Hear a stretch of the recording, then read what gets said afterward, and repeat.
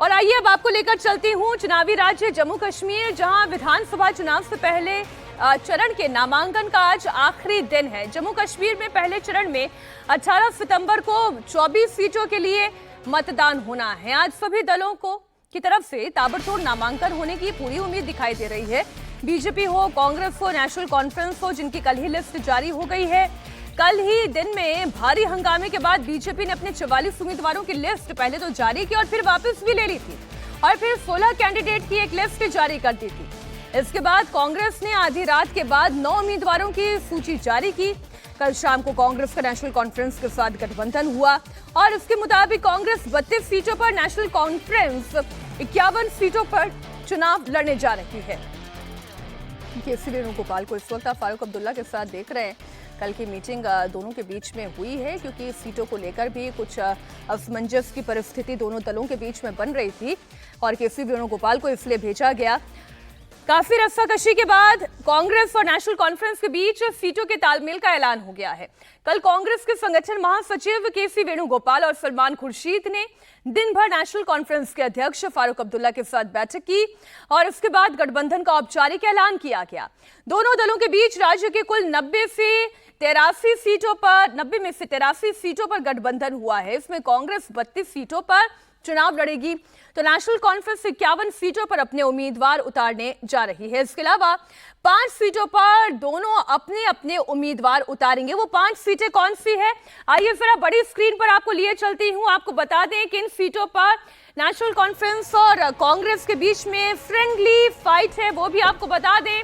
डोडा, नगरोटा, बनिहाल, सोपोर और भद्रवा, ये वो सीटें हैं जहां पर फ्रेंडली फाइट है। बाकी की 2 सीटों में से एक सीट सीपीआईएम और एक सीट पैंथर्स पार्टी के लिए छोड़ी जाएगी। तो यहां पर पूरा डिसीजन सामने आ चुका है क्योंकि आज नॉमिनेशन का आखिरी दिन है। पहले चरण के मतदान से पहले आज ताबड़तोड़ नॉमिनेशन।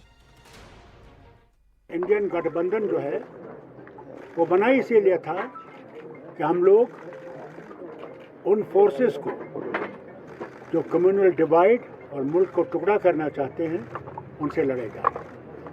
आज खुशी की बात है कि हम लोगों ने नेगोशिएशंस पूरे कर दिए हैं और बड़ी ही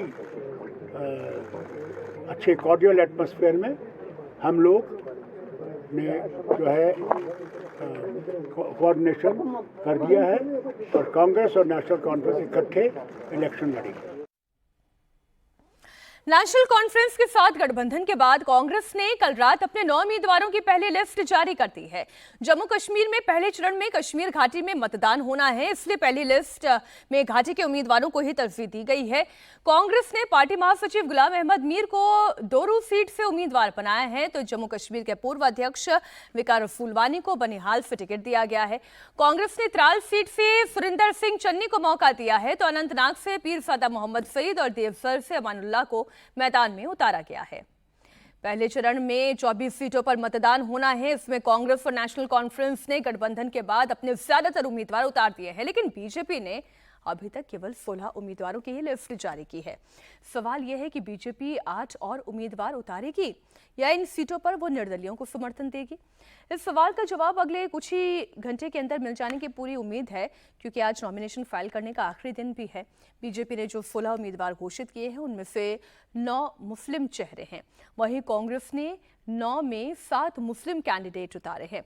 नेशनल कॉन्फ्रेंस ने 18 उम्मीदवारों की लिस्ट जारी कर दी है, इसमें 16 मुस्लिम हैं। पार्टी ने रामबन सीट से हिंदू कैंडिडेट अर्जुन सिंह राजू और पतेर नक्सरी सीट से पूजा ठाकुर को टिकट दिया है।